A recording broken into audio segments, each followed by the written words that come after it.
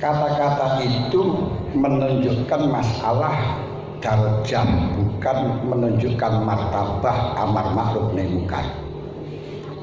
Martabah amar ma'ruf nahi munkar fal akhaf summal akhaf summal akhaf. Andai kata orang itu kita ingkari saja sudah selesai, sudah bisa, jadi kita nggak boleh sampai berbicara. Ketika kita dengan berbicara sudah berhasil, tidak boleh kita harus dengan tangan. Dan seterusnya, itu martabah. Ya, sedangkan yang ada di dalam ayat, dalam hadis man ra'a minkum mungkaran falyughayyirhu biyadihi wa ila fabilisani, bukan langsung kita dengan yad. Yang dengan yad itu adalah khusus pemerintah yang mempunyai kekuasaan, yang punya daulah, yang aman dari fitnah. Kalau diberikan kepada individu, ini akan terjadi saling perang satu dengan yang lain, haram. Syarat daripada amar ma'ruf nahi munkar yaitu satu, kalau memang selamat dari harta kita, selamat dari jiwa kita. Dua, selamat daripada nyawanya orang lain, hartanya orang lain. Kalau nanti mengakibatkan tidak selamatnya orang lain, maka hukumnya haram. Apalagi kalau sampai ada citra yang jelek, yaitu mengakibatkan orang lain, orang Islam keras, tidak boleh. Makanya ketika sahabat Ansor geger dengan sahabat Muhajirin, waktu itu sahabat Muhajirin nabok Kasa'a, sahabat Ansor. Kasa'a itu nabok bokongnya. Kemudian orang-orang Muhajirin, ya lal Muhajirin, ya lal Ansor, demi kewibawaan Ansor. Muhajirin, demi kewibawaan Muhajirin, ya lal Muhajirin. Terus menuntut untuk dikisah. Rasulullah mengatakan dakwal jahiliyah, kamu ngaku-ngaku jahiliyah, di pengakuan jahiliyah itu muntina, itu menjijikkan.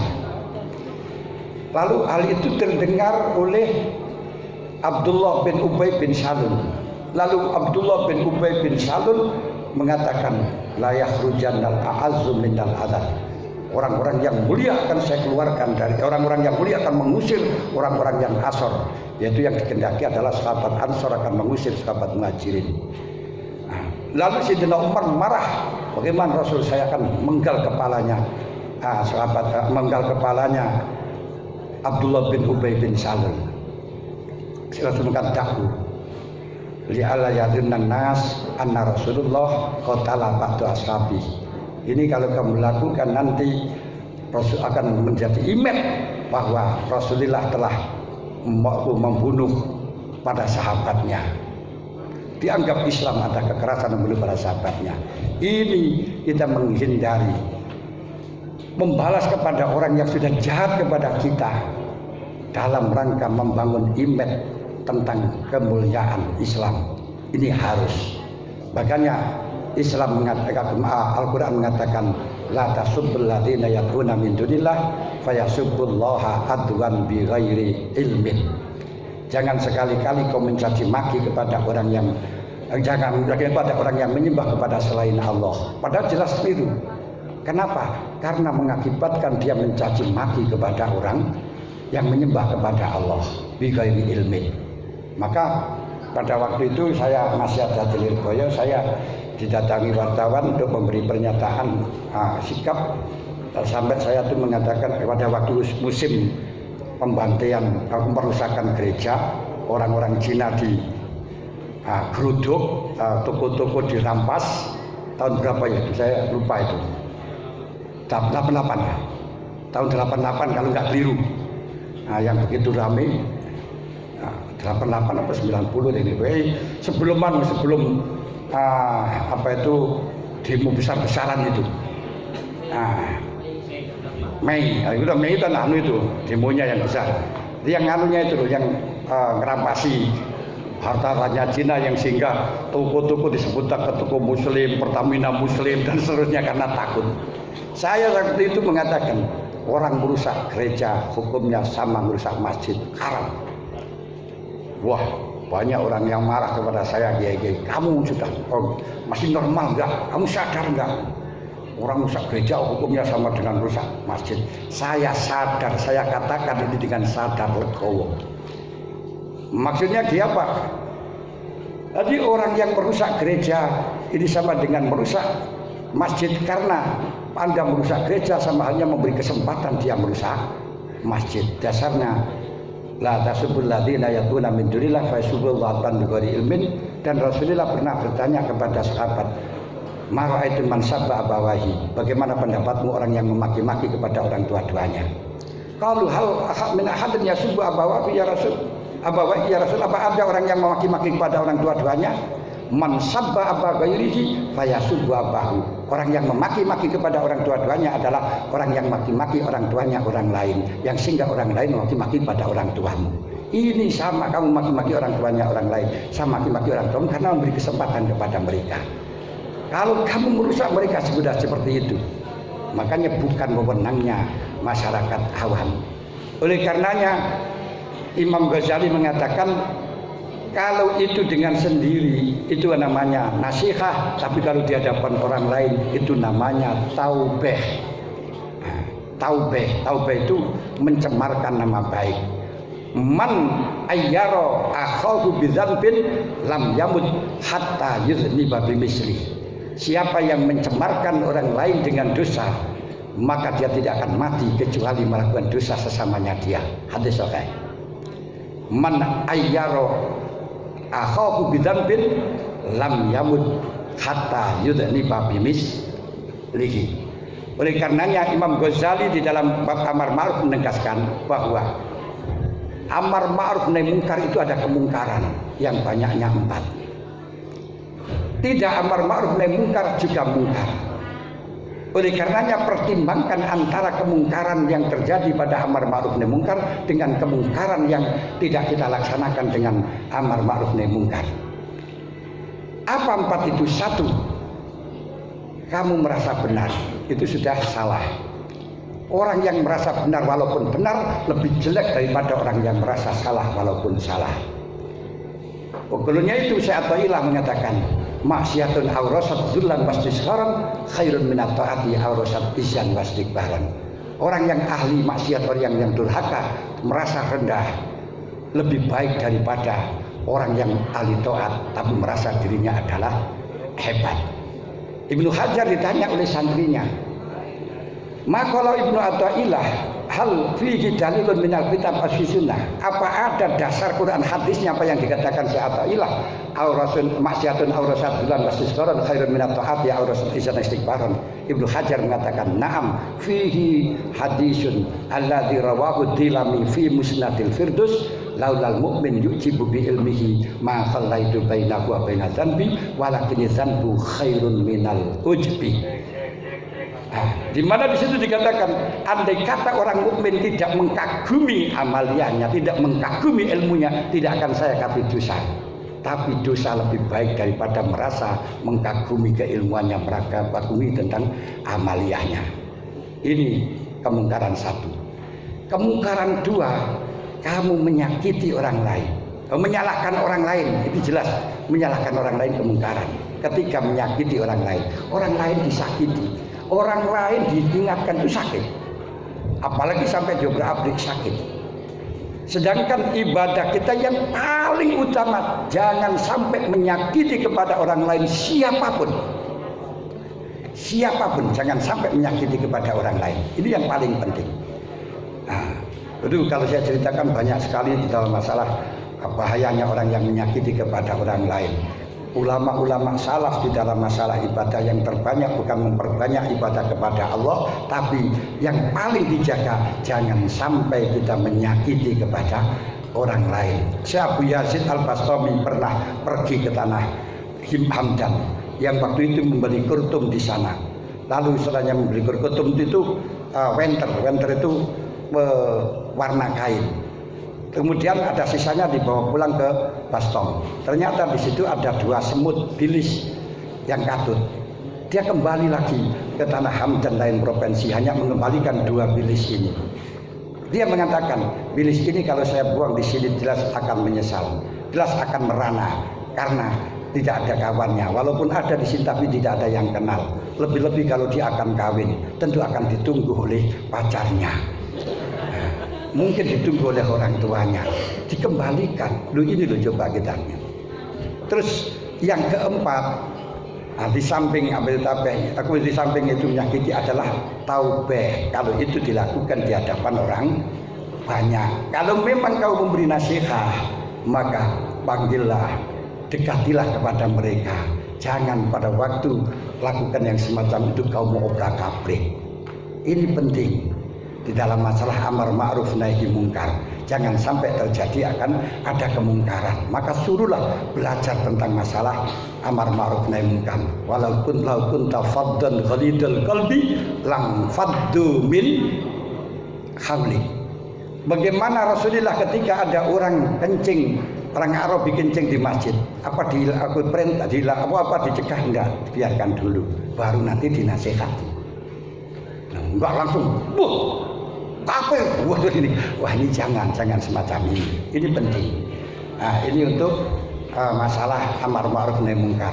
Ini yang belajar yang ngaji dulu, ilmunya amar ma'ruf nahi munkar, ihya'nya dibuka supaya paham. Kalau terjadi akan merugikan kepada orang lain sedikit pun tidak diperbolehkan, haram. Kenapa? Karena apa itu namanya darul mafasid muqaddamun ala jalbil masoleh. Menolak bahaya lebih dikedepankan daripada menarik kemaslahatan. Ini kita itu hanya tugasnya amar ma'ruf nahi munkar wa ma'alaina illal balagh. Dan tidak akan pernah kamu bisa menghilangkan kemungkaran. Sebab apa? Itu sunnatillah. Kemungkaran dihilangkan dari permukaan bumi, orang tidak bisa hidup.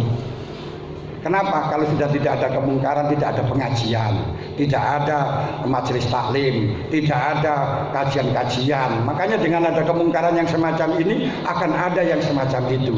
Dan kemungkaran itu jangan diremehkan, karena orang yang melakukan kemungkaran itu mungkin orang yang akan dicintai oleh Allah. Kenapa? Karena Allah mengatakan innallaha yuhibbut tawwabin wa yuhibbul mutatahhirin. Orang itu tidak bisa dikatakan tobat kecuali pernah melakukan kesalahan, perlu melakukan kemungkaran. Makanya dengan maksiat mungkin proses akan mendapatkan orang yang dicintai oleh Allah. Nah, caranya bagaimana kita melihatnya? Kita pandanglah dengan mata Allah, jangan dipandang dengan mata kita. Boleh kita mengatakan itu takdirnya Allah, itu adalah kehendak Allah. Boleh kita mengatakan semacam itu apabila bukan pekerjaannya sendiri. Dan boleh pekerjaannya sendiri apakah kalau memang sadarnya qoblal fi'li wa indal fi'li. Kalau sadarnya ba'dal fi'li tidak boleh. Ini yang penting. Tapi kalau ada orang maksiat, berikan, masya Allah, betapa rahmannya Allah. Orang yang maksiat dikasih makan, orang maksiat dikasih sehat. Ini loh Gusti Allah menampakkan sifat rahmannya kepada beliau di antaranya. Nah, oleh karenanya juga ketika ada kemungkaran orang non Islam, apa itu namanya orang yang non Islam kok sampai merusak kepada orang Islam. Tadi sudah saya katakan di Indonesia tidak ada istilah Islam kafir harbi karena tidak merangi, tidak ada kafir dhimmi, tidak kafir muahad, tidak ada kafir musta'man. Nah, ketika ada yang semacam itu jangan dikatakan apa itu lalu semuanya orang kafir itu harbi. Hanya pelakunya ini yang memusuhi. Yang ditindak hanya pelakunya. Maka dalam Al-Quran illal ladzina ahadtum minal musyrikina walam yanquzukum syai'a. Yang putus saja yang merusak, jangan semuanya diperangi. Jangan kalau yang merusak itu hanya sebagian kemudian semuanya dihukumi harbi. Keliru Anda. Kenapa? Orang itu tidak boleh membalas kezaliman kecuali yang berbuat zalim. Ini yang kadang-kadang kita keliru. Yang salah orang tuanya, anaknya terus dibantai dan sebagainya. Gak boleh. Dan di dalam cara perlawanan semacam itu karena merusak janji pemerintah, yaitu Negara Kesatuan Republik Indonesia yang bertanggung jawab keamanan. Jangan ditandangi sendiri. Lalu bagaimana? Laporkan kepada kepolisian, laporkan kepada keamanan. Ada sendiri. Jadi yang harbi siapa? Yang harbi, yang merusak janji adalah pelakunya saja. Tapi jangan kemudian semuanya digebyah, uyah. Paham ya? Jelas mereka yang harbi, tapi yang menyerang itu saja. Tapi semuanya apa seperti itu? Enggak. Nah, itu yang harus diadili. Mungkin malah orang yang semacam itu boleh sampai dihukum mati. Tapi bukan kita yang pelakunya yang melaksanakan. Ada tegas pemerintah. Karena perang itu haknya negara, bukan haknya individu. Nah, individu. Ini untuk yang kedua. Kemudian Islam Nusantara ini gabung dengan apakah Indonesia mengikuti bangsa-bangsa mengikuti agama. Ini pertanyaan yang konyol. Nah, jadi dibenturkan nggak seperti itu. Tapi Rasulullah diperintahkan untuk dakwah di dalam agama. Dakwah pertama kali Rasulullah diperintahkan adalah bu'istu liutammima makarimal akhlak. Rasulullah diperintahkan untuk menyempurnakan akhlak. Maka ma'wal akhlak wa ma'adrakamal akhlak. Islam Nusantara adalah Islam yang berakhlak. Duh, kenapa kok di situ Islam yang berakhlak? Di situ dikatakan oleh Rasulullah bu'istu liutammima makarimal akhlak. Apa yang disebut dengan akhlak? Al-akhlak hayatun rasikhatun tasduru minal af'al bisulatin wa yusrin bila raibin ala fikrin in kana muwafiqan lil akli wal wasyar'i yusamma hasanatul khuluq. Yaitu ketika diantaranya akhlak, karakter yang sudah menjiwa, sifat yang sudah mengkristal kepada diri kita, yang sehingga bisa melakukan perbuatan secara refleks tanpa berpikir, tanpa mamang. Kalau refleksnya itu cocok dengan syariat dan cocok dengan akal, disebut dengan akhlak. Ini gabungan antara akhlak dan akal. Yang dimaknai dengan akal adalah apa itu namanya mayata'arafu linnas bi haitsu law uridatil uqul talaqatu bil qabul. Kepantasan pada keadaan yang ditanyakan kepada manusia di situ akan mengatakan oke, bagus. Itu namanya akal atau disebut dengan uruf. Nah, berarti timbangannya akhlak ini dua, cocok harus syariat dan cocok dengan akal. Cocok dengan syariat tidak cocok dengan akal tidak bisa disebut dengan akhlak. Tadi sudah saya sampaikan pagi. Misalnya kalau di Indonesia, di dalam Islam Nusantara, setiap hari raya, setelah hari raya kita saling bersalaman, silaturahim antar satu dengan yang lain. Tetangga dan orang tua juga guru. Saya mencari dalilnya dalam Quran hadis gak ada perintah silaturahim setelahnya sholat hari raya. Setelahnya pada hari raya gak ada. Tapi perintah silaturahim ada. Nah, ini kalau Anda tidak melaksanakan, tidak melanggar syariat, tapi gak cocok dengan budaya Indonesia, gak cocok dengan bangsa Indonesia, maka tidak bisa disebut dengan akhlakul karimah. Makanya coba pada waktu hari raya kamu tutup rumahmu, gak terima tamu sama sekali, gak pakai jajan dan seterusnya, gak berdosa. Tapi kau tidak disebut dengan akhlakul karimah, gak disebut dengan orang Islam Nusantara.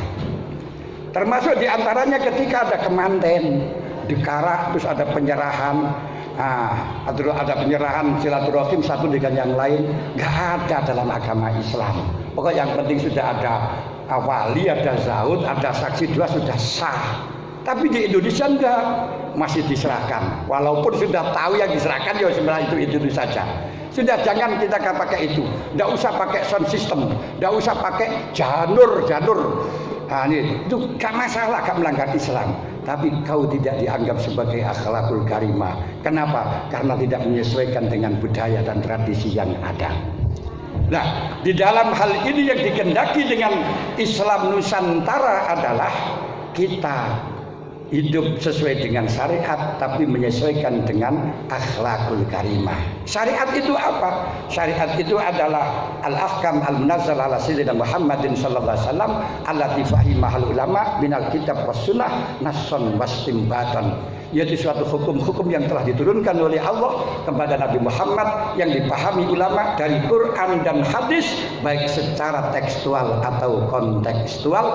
Yajma'u salah satu aksam yang dikumpulkan tiga hal, al-fiqh, al-aqdu wal fiqhu wat tasyawuf. Itu namanya syariat. Bukan Quran dan hadis bukan, tapi nasson was timbaton. Di antara akhlak, di antara saja apa itu namanya hal yang cocok dengan akal, Sayyidina Ali karramallahu wajhah ditanya oleh para sahabat, "Mal murad bi wakhaliqin nasab bi khuluqin hasanin allati fi qouli Rasulillah ittaqilla haitsu ma kunta wa adbi sayyi'atal hasanata tamhuha wa khaliqin nasab bi khuluqin hasanin." Sayyidina Ali mengatakan, "Muwafaqatul linnas fi kulli syai' ma'adal ma'asi." Selalu adaptasi dengan budaya dan tradisi selama tidak bertentangan dengan syar'i. Anda pakai sarung, pakai baju ini, tidak ada. Atau ajaran Islam tidak ada. Yang penting menutupi aurat. Tapi sistem di Indonesia semacam ini. Kalau Anda sekarang pakai jubah, sorbanan, ya tidak masalah. Tapi nggak pakai akhlak. Kenapa? Walah orang nggak bisa ngaji, bodoh pakai semacam itu lagi ya. Itu cocok, nggak apa-apa dengan syariat, tapi nggak menyesuaikan budaya. Muwafaqatul linnas fi kulli syai', selalu adaptasi dengan budaya dan tradisi selama tidak bertentangan dengan syar'i. Nah, kalau di situ budaya tersebut budayanya orang kafir, bagaimana? Di dalam hadisnya Sayyidina Rasulullah, Sayyidina Utsman dengan Sa'id. Sayyidina Utsman bersama Ammar sawan kepada Rasulullah, mensawankan sahabat Sa'id, memuji-muji di hadapan Sayyidina Rasulullah tentang akhlaknya Sa'id. Tapi Rasulullah terus menjawab, "Ana a'lamu bi Sa'id minkum wa syariki fil jahiliyah." Saya lebih kenal kepada kamu kepada Sa'id daripada kamu. Ini kawan saya, syarik saya di dalam jahiliyah. Yang singkat dahulunya itu Rasulullah dijadikan hukum baku di dalam kitab fikih, ada bab syirkah, ini karena hadisnya Sa'id. Lalu Rasulullah mengatakan kepada Sa'id, terus Sa'id mengatakan kepada Rasulullah, "Na'am ya Rasul, nikmat syarik anta la tudari wa la tumari." Sebaik-baiknya orang sekutu adalah engkau tidak pernah memusuhi saya dan tidak pernah merahasiakan. Jadi latu dari walatu mari, latu dari itu selalu transparan dan tidak memusuhi, selalu mengalah. Kemudian Rasulullah mengatakan, "Ya Sa'id, undur akhlaqaka fil jahiliyah fasna'ha fil Islam." Tadi aku akrimil fuqaha itu namanya al-aitam wa adib al-aduyuf wa adib ad-duyuf. Wahai Sa'id, akhlakmu yang di jahiliyah laksanakan. Artinya budayamu dilaksanakan di jahiliyah, bawalah ke Islam. Kamu selalu memberi makan, menghormati kepada anak yatim, memberi makan, memberi hidangan kepada tamu. Ini bawalah kepada Islam. Berarti memberi makan kepada hidangan sebelum ada Islam sudah ada. Itu budayanya orang jahiliyah. Terus menghormati anak yatim budayanya jahiliyah, tapi nggak masalah karena itu kebaikan. La tasabbuha illa bil khair, tidak ada kebaikan tasabbuh yang di situ di dalam masa kebaikan. Bahkan Rasulullah selalu mengikuti tasabbuh dengan Yahudi kecuali yang ada larangan dari syariat. Itu hadisnya sahih, jangan pakai mantasabba biqaumin fahuwa minhum. Dan menyesuaikan budaya ini, tradisi ini diakomodir di dalam Al-Quran. Banyak beberapa Al-Quran yang disebutkan karena menyesuaikan dengan budaya, tidak membawa hukum apa-apa. Contoh, Al-Quran mengatakan, "Waraba ibukumul lati fi hujurikum min nisaikumul lati dakhaltum bihin." Rabibah itu anaknya istri. Anaknya istri itu namanya Rabibah. Yang ikut pada kamu fi hujurikum, yang ikut dalam pangkuanmu, itu haram bagi kamu. In dakhaltumuhunna, kalau memang sudah kamu dukhul ibunya, kalau kamu setubui ibunya, berarti anaknya istri kamu haram kalau ibunya sudah kamu dukhul. Tapi syaratnya kalau memang fi hujurikum, ikut kamu. Ini kalau kita mafhum, mestinya kalau tidak ikut suami tidak boleh, tidak apa-apa. Tapi tidak ada satupun ulama yang menghukumi kalau tidak ikut suami halal. Baik ikut suami dan tidak ikut suami tetap haram. Nah, kenapa ayat mengatakan fi hujurikum, menyesuaikan budaya? Budayanya apa? Muwafaqatul liwaqi kalau istilah dalam usulul fikih. Jadi kayak bisa mengeluarkan mafhum. Budayanya apa? Budayanya yaitu ketika orang-orang perempuan dan laki-laki itu pegatan, pesah, Ini kalau punya anak wanita, biasanya anak wanita ini cenderung mengikuti ibunya walaupun berhadapan dengan ayah tiri daripada ikut ayahnya tapi berhadapan dengan ibu tiri. Kenapa? Karena budaya semenjak dulu yang kejam itu adalah ibu tiri bukan ayah tiri. Ini bukan ajaran Islam, bukan, tapi budaya. Maka sampai dinyanyikan kan, ibu tiri hanya cinta kepada ayahku saja. Tidak ada istilahnya ayah tiri hanya cinta kepada ibuku saja, tidak ada. Malah justru ayah tiri yang ngakan anak tiri banyak. Makanya Al-Quran mengatakan fi hujurikum limuwafaqatil waqi'. Ya ayyuhalladzina amanu la ta'kulur riba adhafan mudha'afah. Jangan makan riba yang berlipat-lipat. Ini kalau kita pahami dari ayat yang berlipat-lipat yang haram, kalau sedikit nggak apa-apa. Tapi tidak ada satupun ulama yang mengatakan kalau sedikit nggak apa-apa, kalau banyak nggak boleh. Tapi kenapa Al-Quran mengatakan az'afa mudha'afa muwafaqatan lil waqi', menyesuaikan dengan budaya, karena waktu itu budayanya saking berlomba-lomba untuk mendapatkan untuk mendapatkan riba yang sebanyak-banyaknya. Lalu kalau memang budaya itu tidak sesuai dengan agama bagaimana? Bertentangan dengan agama bagaimana? Jangan budayanya yang kamu hilangkan, tapi yang tidak sama itu kamu kembangkan, kamu tidak, kamu rubah dengan keislaman. Ini Islam Nusantara. Makanya Allah Ta'ala mengatakan, fa idza qadaitum manasikakum fadhkurullaha kadzikrikum aba'akum au asyadda dzikra. Kenapa Al-Quran mengatakan aba'akum au asyadda dzikra? Kadzikrikum aba'akum au asyadda dzikra. Ini karena ketika sebelum ada Islam, setiap musim haji orang-orang kafir, orang-orang Quraisy kumpul di Mina dalam musim itu, sama pamer nasab, adu nasab. Makanya orang Arab itu dengan nasabnya sangat paham, sangat hafal. Kalau Indonesia, Madura pun tahu nih, siapa mbahnya Pak Jo siapa, nyebuk bilangnya, nggak tahu. Neneknya saja nggak tahu dah. Tapi kalau orang Arab tahu, urut-urutannya tahu, karena merupakan kebanggaan. Makanya disebutkan dalam syair, ulaika abai fajini bimislihim. Ini orang-orang tua saya, siapa yang bisa nandingi orang tua saya? Membanggakan orang tuanya kan dikatakan laisal fata mayaqulu hadza abi innamal fata mayaqulu za anada. Bukan pemuda kalau hanya membanggakan orang tuanya, tapi pemuda yang jantan yang perkasa dan mengatakan inilah saya. Nah, kemudian karena pamer nasab itu tidak baik di dalam masalah agama, tidak boleh. Tapi budaya itu sudah terjadi. Tapi budaya kumpulnya oleh Allah diteruskan. Cuma yang biasa pamer nasab ganti sekarang pamer Allah Ta'ala, zikir kepada Allah. Fadhkurullaha kadzikrikum aba'akum au asyadda dzikra. Makanya di Indonesia yang dulu ketika ada orang mati selalu kumpul-kumpul mengungkapkan merana duka cita sama kumpul nauhan warisaan di antara keluarga. Hal itu tidak boleh, jelas nauhan warisaan melanggar agama.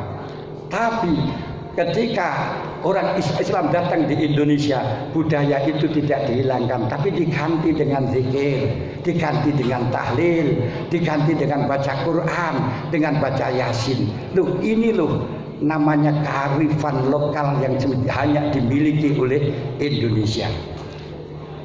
Asli daripada Islam Nusantara dirumuskan bukan itu sebenarnya. Islam Nusantara dirumuskan ketika sidang di PB, akad damar ketika nya mencari judul, mencari tema apa yang baik. Ulama-ulama mengusulkan diantaranya ini saja. Muktamar ini kita kembalikan ke Jombang untuk kembalikan kepada aslinya, yaitu menjaga tradisi-tradisi pelajaran pesantren. Di antaranya yaitu pelajaran pesantren yang sekarang hanya dimiliki orang Indonesia, tidak pernah dimiliki dunia, yaitu seperti utawi iku. Alhamdulillah wis kabehane puji kulillahi tetep kagungane Gusti Allah. Rabbil alamin akan mengerani wong alam kabeh, wabilan iku tetep kelawan Allah, nasta'inu njaluk tulung sapa ingsun. Lah niki tradisi budaya yang semacam ini dari Bangkalan tidak pernah dimiliki oleh dunia lain pun, sedunia tidak ada. Termasuk nulis makna gandul dengan miring, itu tidak ada. Ini yang asalnya untuk dipertahankan. Terus setelahnya diuturkan, sepakat semuanya ulama kiai-kiai waktu itu sepakat. Cuma bahasanya apa? Gitu loh. Bahasanya apa ya? Jadi judul isinya sudah sepakat untuk menjaga tradisi yang semacam itu, tapi bahasanya apa? Masa untuk memperkokoh tradisi pesantren nggak pas. Terus diusulkan oleh Pak Said, bagaimana kalau bahasanya untuk mengokohkan Islam Nusantara, Islam yang ini disepakati. Itu nggak pernah membuat membuat definisi, nggak buat apa. Ya hanya itu saja. Tapi kewibawaan NU yang luar biasa belum diviralkan ke sana di Muktamar, tapi hanya diflorkan gitu saja. Tanggapan lain-lain, Islam Nusantara, jin, jaringan Islam Nusantara sesat dan lain sebagainya. Gak tahu bahwa Islam Nusantara atau agama Islam Nusantara. Makanya NU tidak pernah akan memberi definisi, itu tidak ada.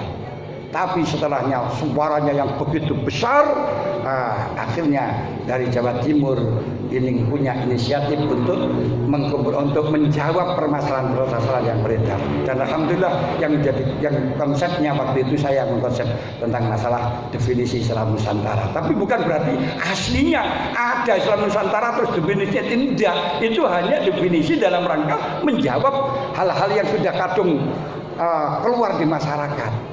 Ini loh yang Anda perlu ketahui di situ. Karena Islam Nusantara adalah Islam yang menjaga budaya di Indonesia selama tidak bertentangan dengan syariat, dan sebagian budaya itu politiknya para ulama dalam rangka menggiring untuk siasah, untuk politik supaya kita beriman. Seperti halnya sampai cari dalil kalau setelahnya sholat zikir ping 100, gak ada. Terus apalagi ada tahlil yang di situ ada tahlilan, sholawatan, istighfaran, nggak ada. Tapi Masya Allah kearifan para ulama ini, kalau orang-orang tidak saya ajak tahlil setelahnya sholat, tidak baca la ilaha illallah setelahnya sholat, sudahlah yakin kalau diperintahkan saja nggak akan melaksanakan. Lalu sekarang di Indonesia sekarang supaya orang itu tanpa mengetahui dalilnya pun mau berzikir, dibiasakan setelahnya sholat zikir la ilaha illallah, la ilaha illallah, la haula wala quwata illa billah. Ini yang ada dalam Islam Nusantara, lainnya nggak ada. Ini politiknya para ulama-ulama kita. Coba sama lihat kalau yang tidak pernah di Quran gak ada, akhirnya nggak tahlil, nggak zikir bagaimana, pulang lihat TV. Nah, belum mengzikir dikatakan bid'ah, lihat TV malah nggak apa-apa kan ya, tidak karu-karuan kan idarnya. Nah, terus kita kumpulkan bagaimana orang-orang itu bisa baca sholawat, bagaimana orang-orang itu bisa baca tasbih, bagaimana orang-orang itu baca istighfar. Kalau kita nggak latih nggak bisa. Sudah kita kumpulkan 1 minggu 1 kali, kalau setiap hari nggak bisa 1 minggu, dan melihat sempatnya apa. Biasanya kalau berdesaan ya Jumat, setiap malam Jumat dibaca sholawatan, dibaca istighfar, dibaca tasbih. Akhirnya mau melaksanakan sehingga menjadi tradisi bangsa Indonesia. Ini jangan dikatakan Islam harus mengikuti bangsa atau bangsa mengikuti Islam, itu konyol nadilannya. Jadi Islam kita perjuangkan melewati bahasa, melalui bangsa-bangsa kita arahkan sesuai dengan ajaran Islam. Itu yang namanya jin menjaga riasah melindungi. Jin adalah menjadi dasar daripada riasah adalah menjaga agama. Ini yang dimaksudkan. Ini jangan konyol Anda, lebih baik mana ulama dengan Quran, kita mengikuti Quran saja. Konyol, ulama itu ya menjabarkan Al-Quran, bukan ulama itu beda dengan Quran. Nah, yang sekarang dibenturkan lebih baik mana Pancasila dengan Quran, konyol. Bukan bandingannya. Pancasila itu pengambilannya dari Quran yang sudah diramu seperti fikih. Kalau Quran bagaimana? Fikih itu pengambilannya dari Quran. Tapi jangan dibandingkan fikih dengan Quran lebih baik mana. Kalau kamu baca fikih sudah tahu hukumnya, tapi kalau baca Quran tidak tahu. Karena Quran itu bukan kitab hukum, tapi sumber hukum. Sumber hukum tidak ada hukumnya. Kalau kamu ingin cari besek, cari capil, cari ebor, ember, carilah di serumpun bambu, dapur bambu. Tapi kalau cari di sana kamu nggak akan menemukan sumbernya dari sana. Tapi kalau kamu nggak bisa, sudahlah cari di pasar. Ada besek, ada tempah, ada apa-apa. Tapi sumbernya dari serumpun bambu. Kalau cari di sana kamu nggak bisa. Cari saja di pasar Pamekasan, terus dicari di Karangpinang ada, walaupun bukan sumber. Jangan dikatakan lebih baik mana kita cari di pasar dengan di serumpun bambu. Itu orang yang konyol. Ini sedikit mungkin. Terus sudah Karpi sudah, Islam Nusantara sudah, konsep Benjar sudah, kemudian ini sudah semua, insya Allah saya kembalikan. Terima kasih jawaban dari beliau. Untuk diteruskan dan tidaknya kami tawarkan kepada Ketua LWJ Karangpinang. Bagaimana Pak Ketua LWJ? Oke. Satu setelah itu selesai gitu ya, karena sudah waktu agak. Kami persilakan kepada Ketua LWJ Karangpinang sebagai pertanyaan penutup, mengingat waktu sudah jam 12 lebih. Assalamualaikum warahmatullahi wabarakatuh. Menjawab Kiai, mau bertanya. Dalam berbangsa dan bernegara tentu toleransi sangat penting bagi umat beragama demi menjaga kerukunan dan kerukunan umat beragama. Pertanyaannya, sampai manakah toleransi dapat berjalan? Demi mengingat bangsa menjaga gereja, bahkan membawa tumpang dan membaca salawat ke dalam gereja. Demikian, wassalamualaikum warahmatullahi wabarakatuh.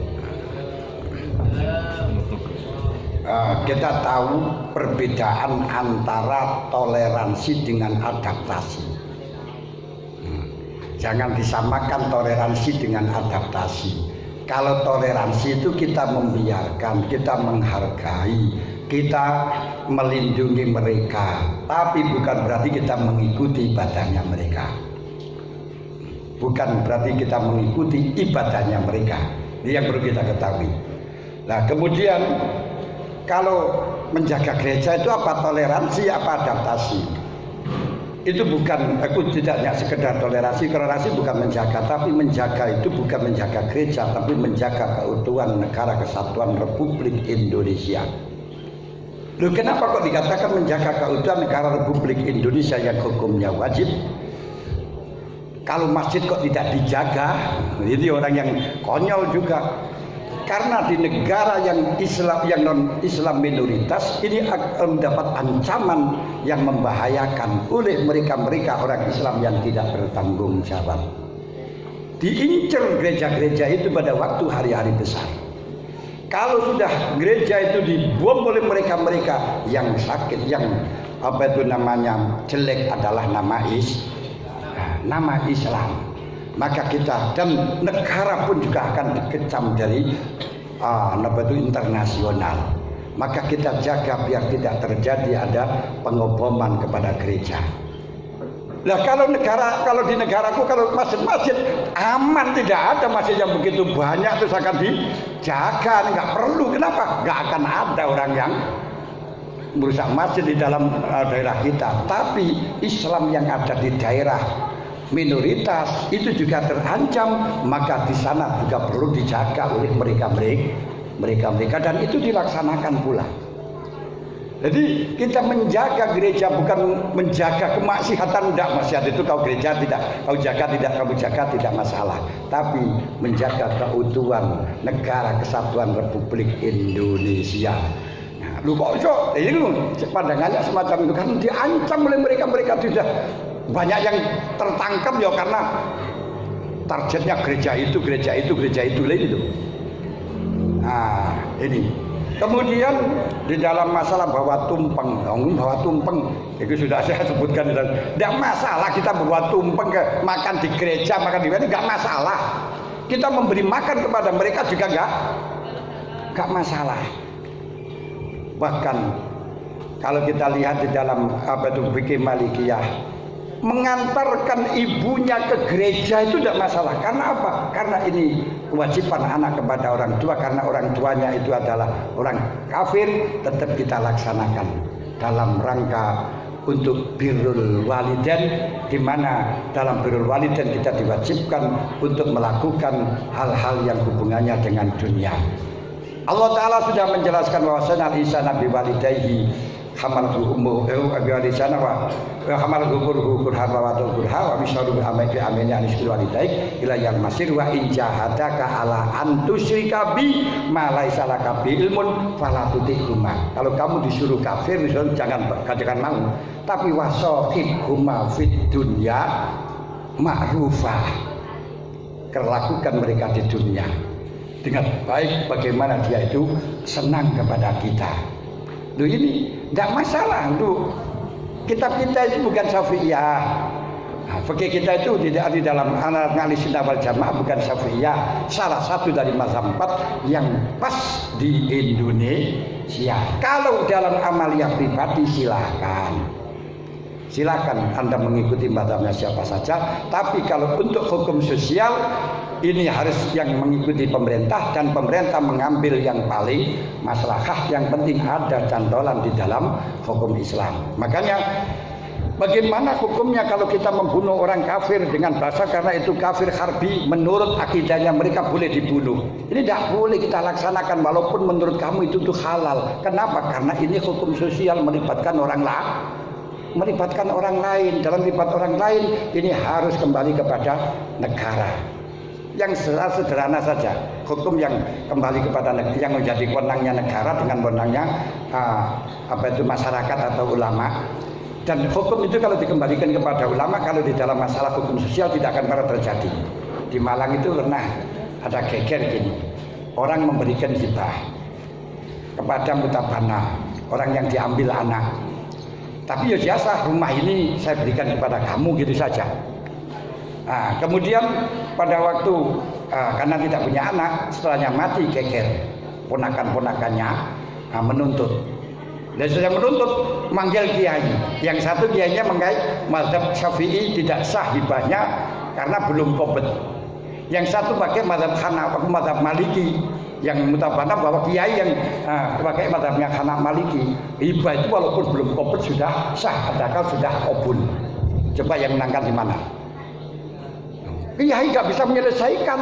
Dari Syafi'i boleh, aku nggak sah. Dari Maliki boleh. Jawabannya nggak bisa.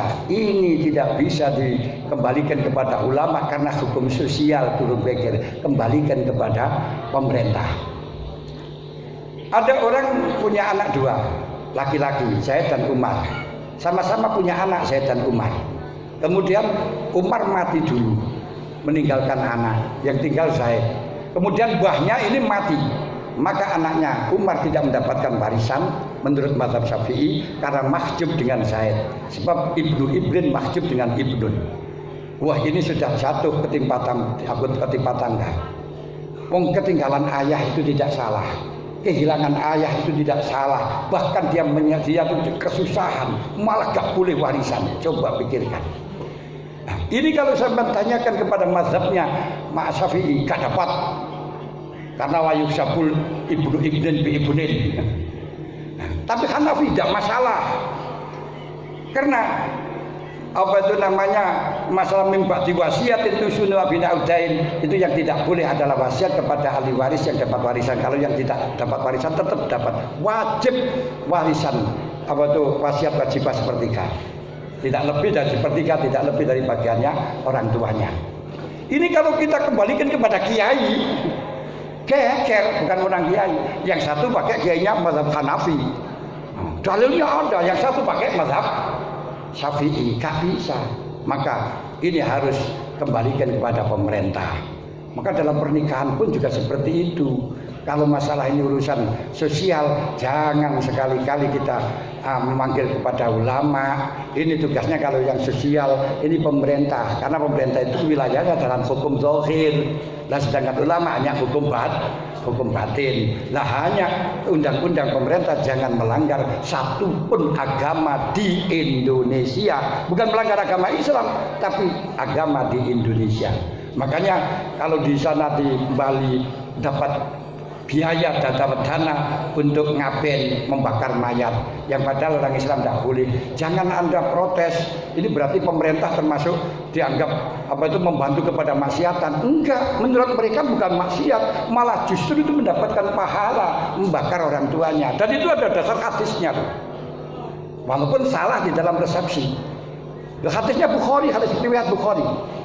Di mana hadis riwayat Bukhari, di situ ada seorang yang akan mati wasiat kepada anaknya. Wahai anakku, kalau saya mati kamu bakar mayat saya. Terus abunya kamu taburkan di dalam lautan yang ketika angin kencang. Kenapa Pak? Kamu lakukan semacam itu. Karena saya tidak pernah mempunyai kebaikan sama sekali. Kalau saya disiksa oleh Allah, akan disiksa dengan siksaan yang parah daripada yang lain. Tidak ada kebaikan sama sekali. Terus betul mati. Setelahnya mati, Allah bilang kepada bumi, ya ardi ijma'i mafik, kumpulkan yang ada dalam kamu. Kumpul terus jadi orang lagi. Ditanya oleh Allah, maka malaka masonata, apa yang Anda lakukan? Prinsipnya apa? Motifnya apa? Amba melakukan semacam itu. Dawuhnya mereka kepada kepada Allah, mimma khafatika ya Rabb, wa fi riwayatin min khasyatika ya Rabb. Karena takut kepada Engkau ya Allah. Qad ghafartu laka, kamu saya ampuni. Loh, ini ada hadisnya, hadis Bukhari. Lepas menurut orang Islam, ini permasalahannya karena dia merasa bersalah. Tapi orang Hindu mengatakan itu karena dibakarnya. Itu urusan masalah kan lain kan. Tidak bisa kita kompromikan, ya sudah gitu loh. Makanya masih perlu diakomodir.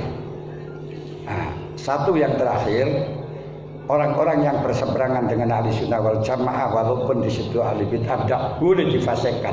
Ini lam yufasikhu wa lam yukafirhu. Tidak boleh kita memfasikkan orang-orang Syiah, orang-orang yang selain ajaran ahli sunnah wal jamaah. Lihat di dalam Fathul Wahab, Khawarij tidak boleh difasikkan. Ini yang harus kita pahami semacam itu. Kenapa? Karena mereka berseberangan, ada takwil, ada interpretasi.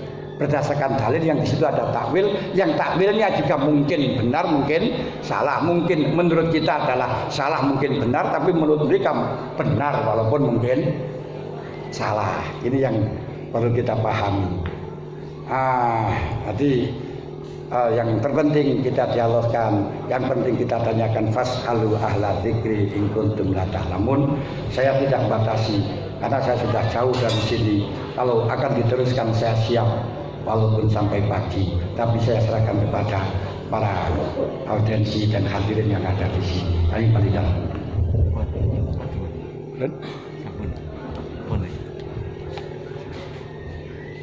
Terima kasih atas semua penjelasan dari materi yang dijelaskan. Semoga semua penjelasan dari beliau menjadi wawasan, menambah wawasan pada kita sehingga kita tidak mudah untuk menyalahkan atau tidak mudah untuk menyesatkan. Mungkin hanya itu yang dapat kami sampaikan. Kurang lebihnya mohon maaf. Wassalamualaikum warahmatullahi wabarakatuh.